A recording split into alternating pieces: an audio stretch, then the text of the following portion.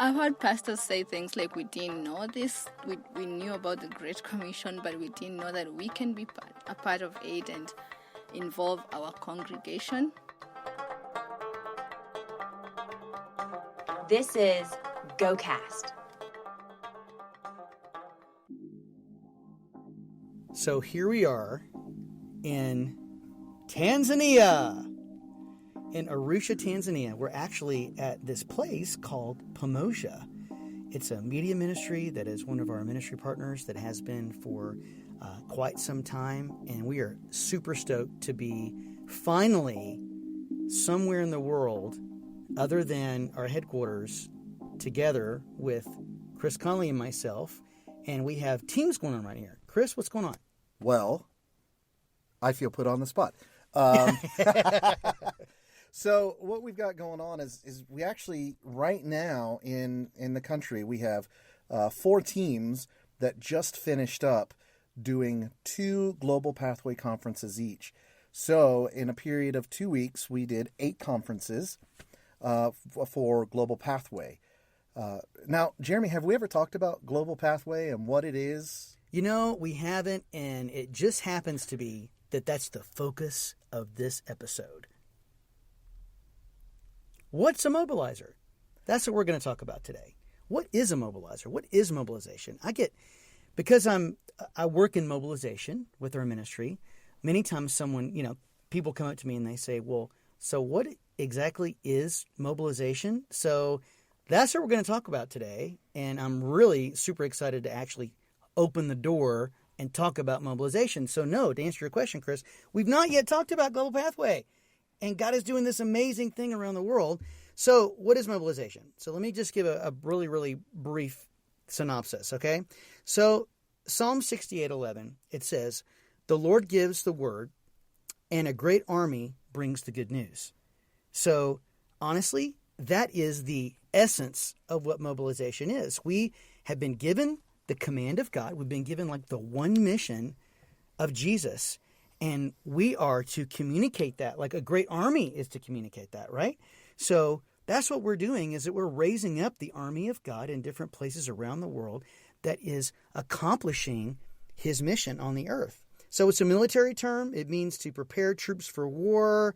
It was first used in the Imperial Russian Army back in the 1850s.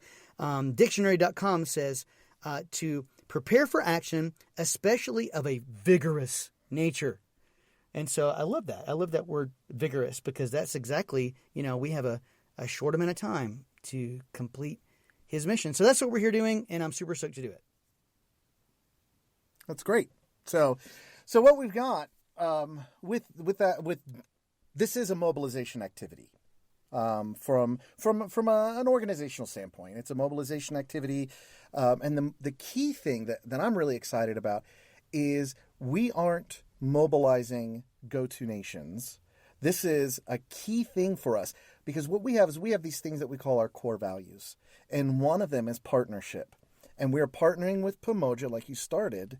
When we opened up, you started talking about that, partnering with Pamoja. That's great.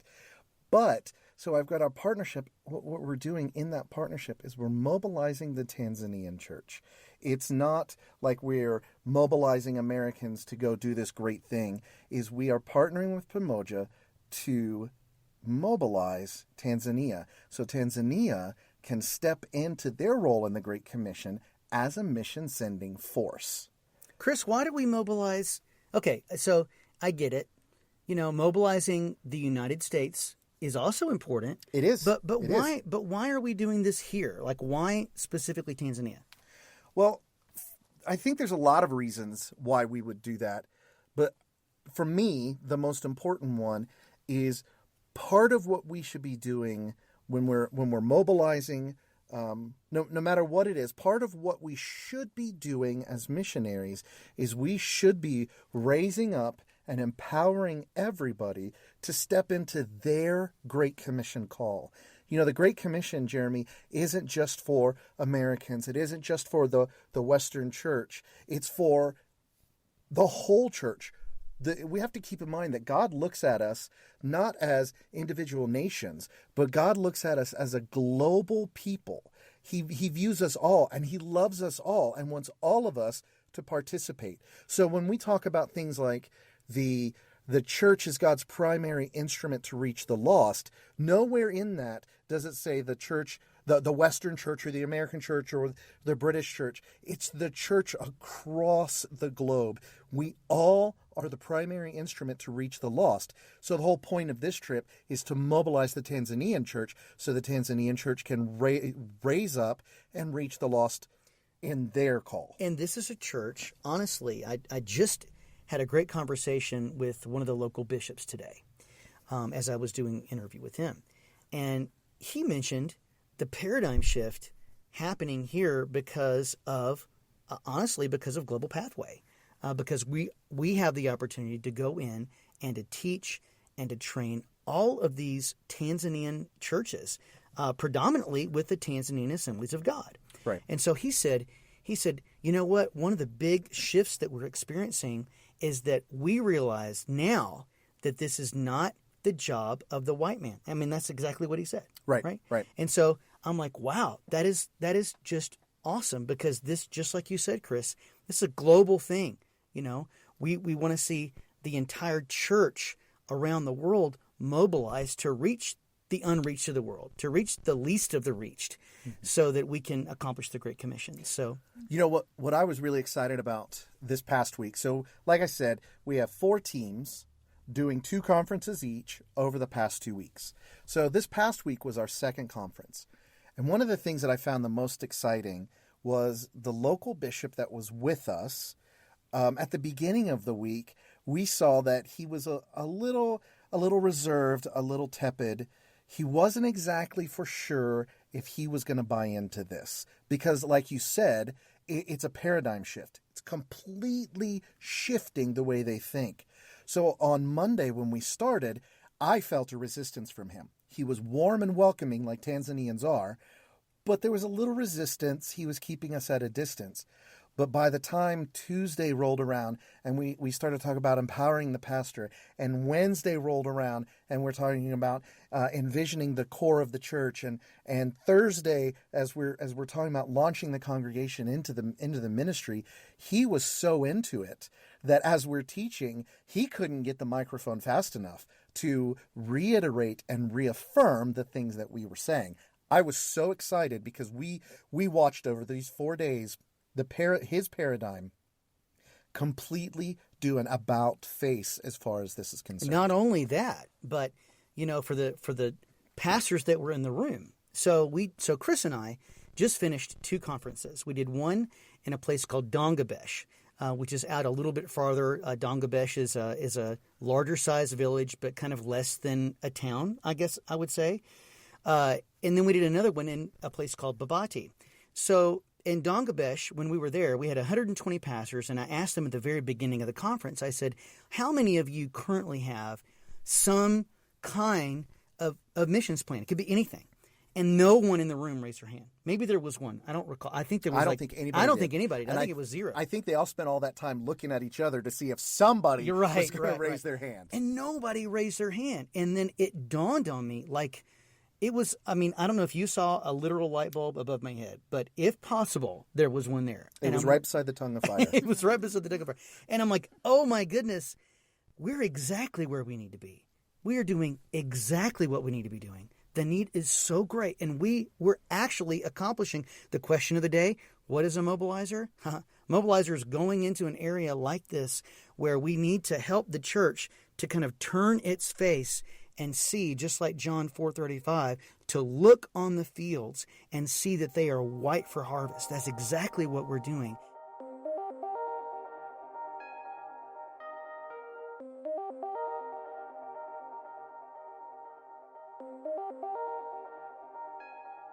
So we do have a very special guest with us today, and actually a young lady who has been working with Chris and I over the past 2 weeks. I'm absolutely sure she is sick of spending time with Chris and I. However, this poor woman is back here with us to really just talk a little bit about. Here's the cool thing. Here's the awesome thing. Before we began this conference, one of the leaders here, Jeremy Fazer of Pomosia Ministries, called me aside and talked to me about the current mindset of many pastors and leaders, even here in East Africa, about females in ministry. And sometimes there was a resistance to that. And so what was so cool is that not only were we breaking paradigms about, oh, it's just the quote unquote white man who's coming, or the European or the American that's coming to do missions in our country, but actually seeing a female East African here doing this work.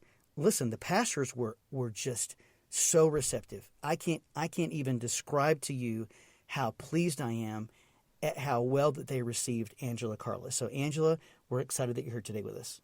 I am excited. Tell us, okay, Angela, so what was your favorite, just before we start getting into serious questions, what was your favorite part about the past 2 weeks with Chris and I, and what was your least favorite part? Can I be honest? Yes, absolutely. We can edit it. Okay. So my favorite part was making fun of you both. Okay. And laughing at you speak Swahili. I had fun most of the time. I enjoyed spending time with you guys. And the worst moment was, I think it's going to come tomorrow. Oh. When I realized it's 2 weeks, it's gone, and the thrill is gone. So, yeah. Oh, well, that's amazing. Well, now I'm extremely sad. Yeah, I know, right? We have had, listen, it has been a really, really great week. Angela, if you don't mind me asking, you're, 32 years old, right? 31 years old, okay. Mm-hmm. You look like you're like 22. I just want to be clear. I wasn't trying to aim high there. Okay, so listen, and you're from Kenya. Yes. So tell us your story. Tell us why. Tell us how did you get from Kenya in the church to now you're a full-time missionary? What's it look like? In a short story, I always knew I was called to go to missions, but I didn't know how to start. And I was in a Pentecostal church after I moved out of my parents' church, but they never talked about missions. They never talked about how you can get involved personally. So I had very little training about missions and reaching out. I had a lot of messages about how you can go be a prophet, go pray for people. And at some point, I moved out of church and stayed at home. I stopped going to church because I was tired of being pushed to go and be a prophet and be a preacher or someone that I did not feel like God was calling me to become. But since that's what was happening in Kenya those days, to be a minister, you were supposed to be a prophet, and that's all that was happening. So I decided that I needed to grow, and I started seeking God on my own.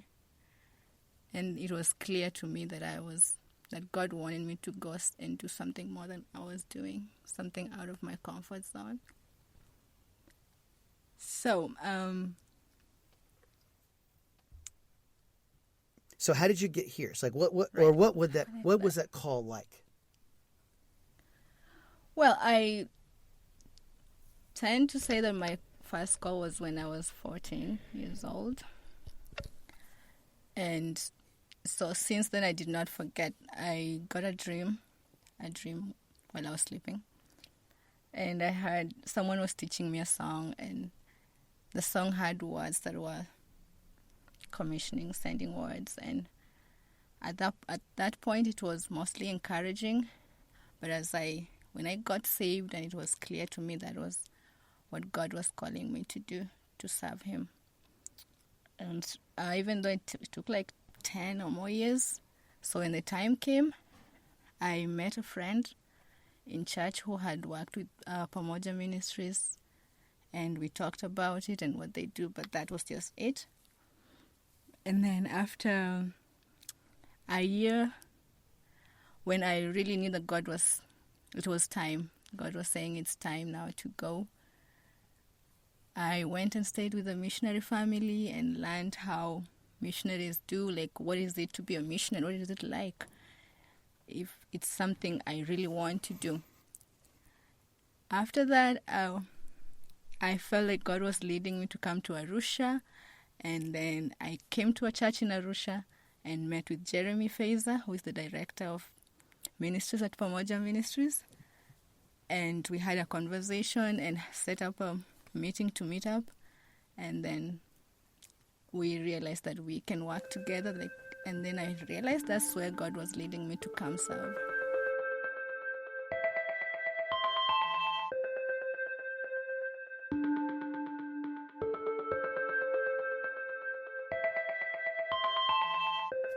Awesome. Thank you for sharing that. That's a great story. So why is it? This is a serious question, because you and I and Chris have already, really talked about this a little bit. Why is this global pathway? Why is what we're teaching and training? Why is this mobilization ministry here going on?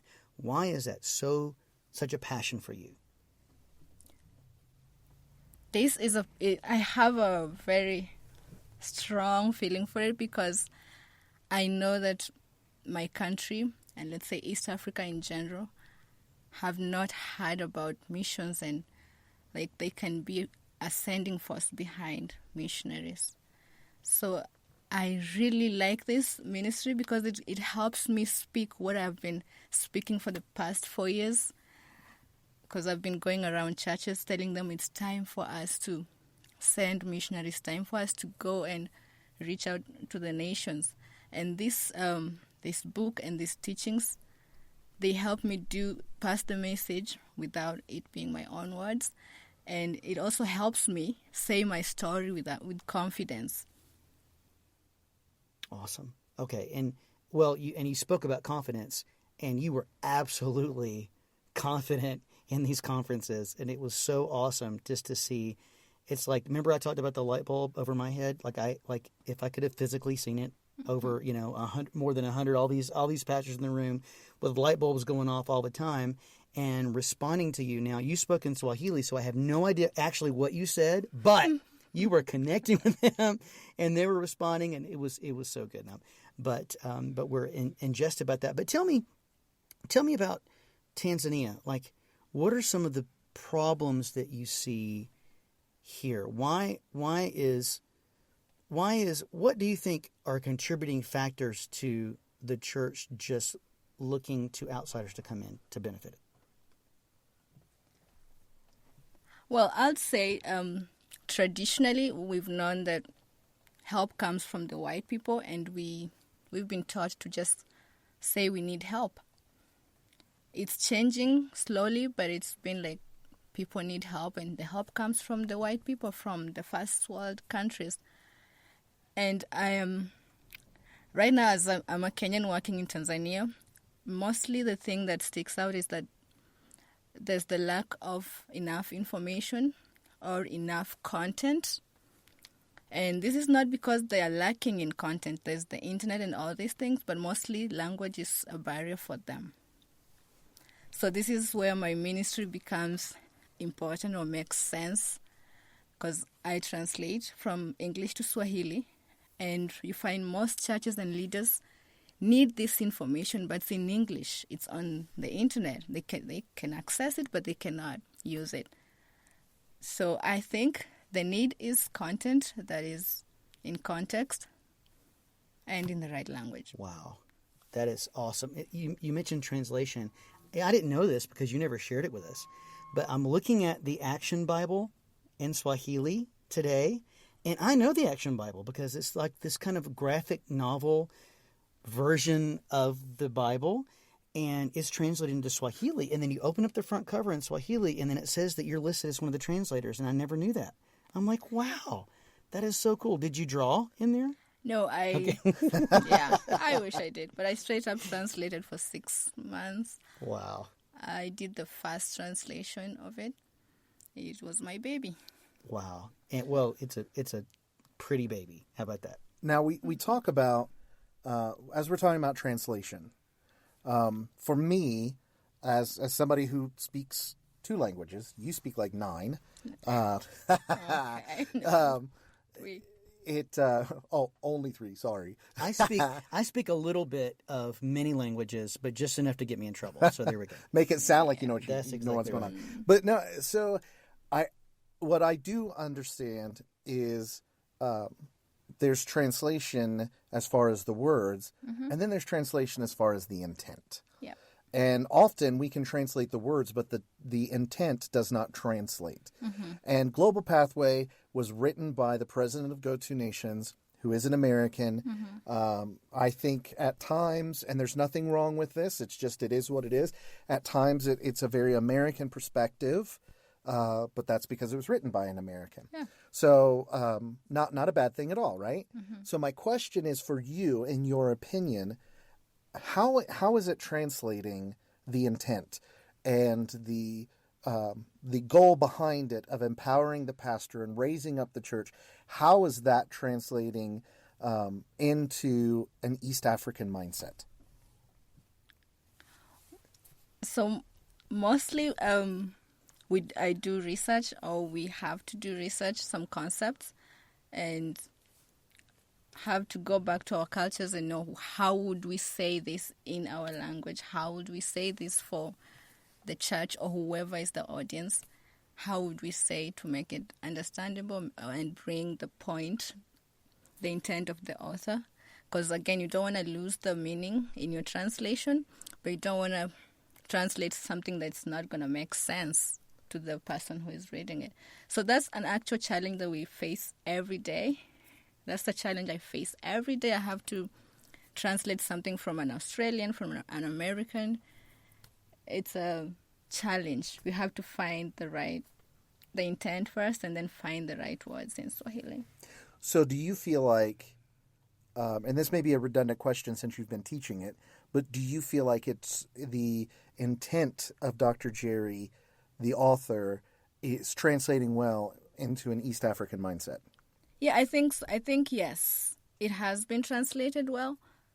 We've used some of his analogies, but then it has been translated according to how an East African can understand it.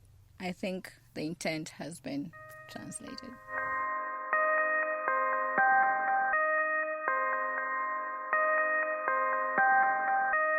So, and again, this podcast, What is a Mobilizer?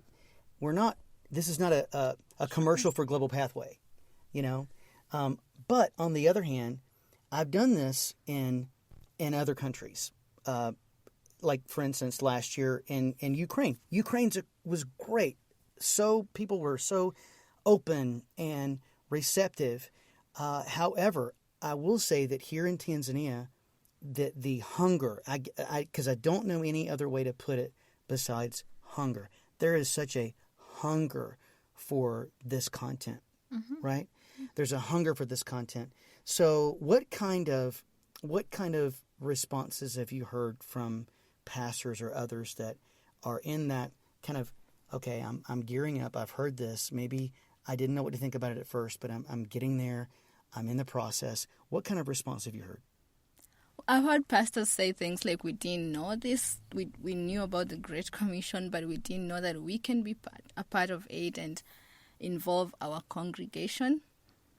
And I've talked to those who say that it's because of our language. We can't speak English, so we can't do this. But one of the things that were encouraging to me was that they were so happy that there's someone who comes from them, at least East African, who is teaching this and who is telling them that it's time. That really encouraged me as well. Did I answer your question? You did. That was perfect. You know what? She just said something that just kind of brought me back to a moment at our last conference. Is she just said, it's time. And when we were, one of the days that we were closing out this last conference, Jeremy, I know that you were talking to the pastors and you said it's Tanzania's time. And the response from the pastors of cheering and saying, yes, it is, I think that was, for me, that was a pivotal moment in and what I saw, in that they took that moment and they said, yes, it is Tanzania's time. And that's exciting for me as we're having this discussion.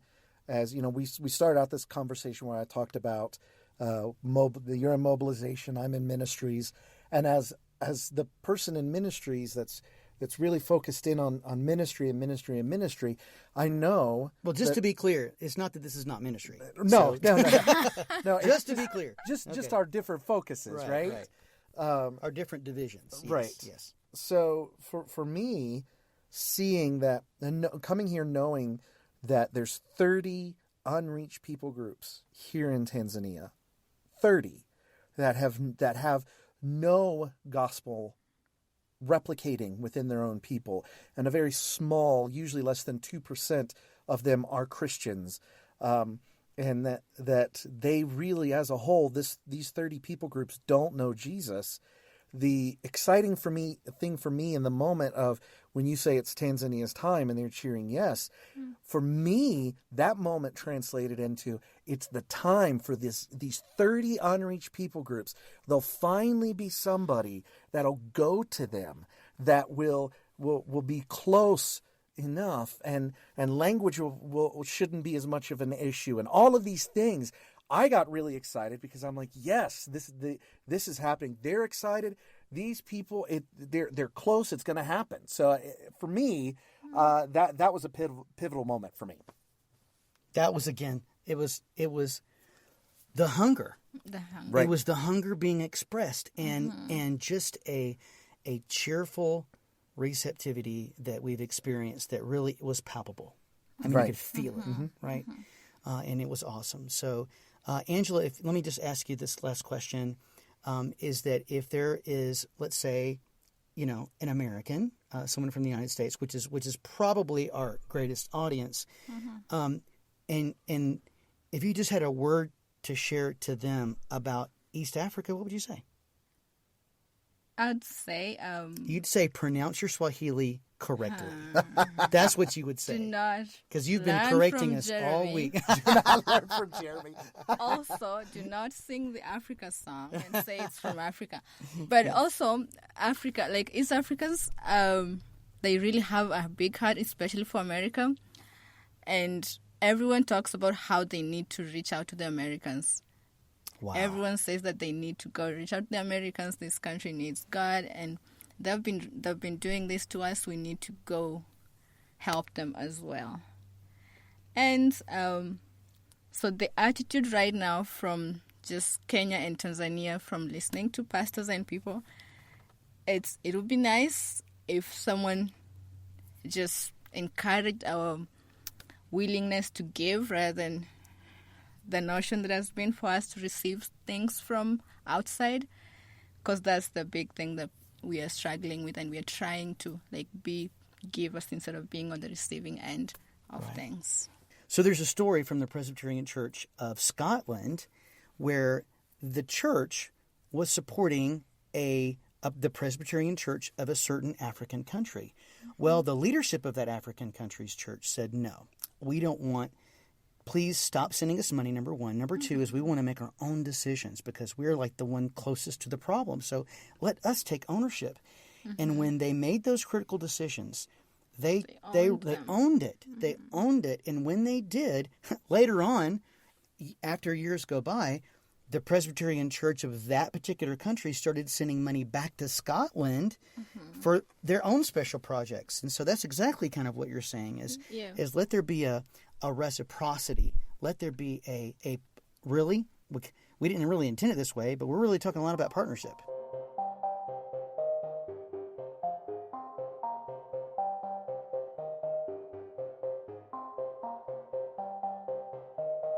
So there are missionaries who came to Tanga in Tanzania, and they decided they wanted to reach out to the community. So they thought the best way was to build them toilets, like latrines, outside latrines. So they had money, they raised support from their supporters, and they came and did the building and asked where to build the toilets. They were given places to build, and then they left. They told the villagers, you can use the latrines now. It's free. Because they realized there was a problem. They were doing open defecation, so they wanted to change that. So they went and came back maybe 6 months later, and they found the toilets were still there. They were never used. No one ever went to the toilets. And they now decided to call the elders and ask, why have you? And they said, we could not use your toilets because we don't share toilets with our in-laws. So that's the reason why we didn't use them. And that's I'm telling this story just because this is one of the things that affects missionaries and makes missionary work projects rather than ministry. And in that sense, they did not help those people. Right. And they didn't even use what they spent time and energy. Right. Because they did not first even talk to the people. They did not have a relationship going on. They did not have the thing you're saying, partnership, to know what exactly do these people need good. and how can we help work out together. It's that attitude where you think, I see someone has a problem and I'm just going to solve this problem. And maybe that's not the problem the person needs solved. Angela, that's so good, because I think often what we do is, instead of bringing the gospel, we try to import culture. And that was a cultural moment that you're talking about. That was a cultural difference that we applied in that situation, whoever we are, Westerners. We applied our culture to a situation as opposed to bringing the gospel and bringing the ministry of reconciliation that we're called to, which is reconciling man to God. You know, I mean, if they needed the latrines, great, make them for them. But is that what they really needed? I mean, honestly, what they really needed was a relationship with Jesus. And and I understand that we have practical ways that we use that as a vehicle to bring that relationship to Jesus. Right. But the practical ways have to be just that, practical.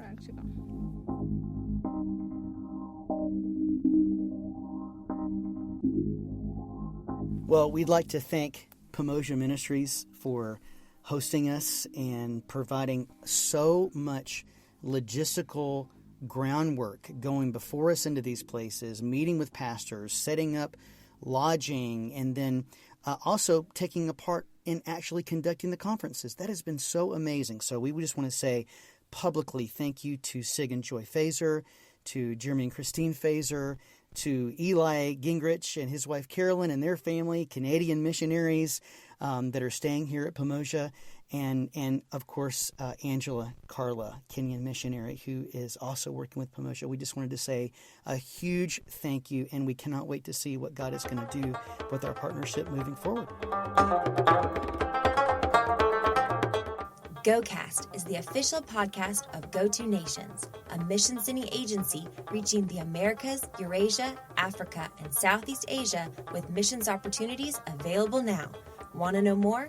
Check out our website at go2nations.org.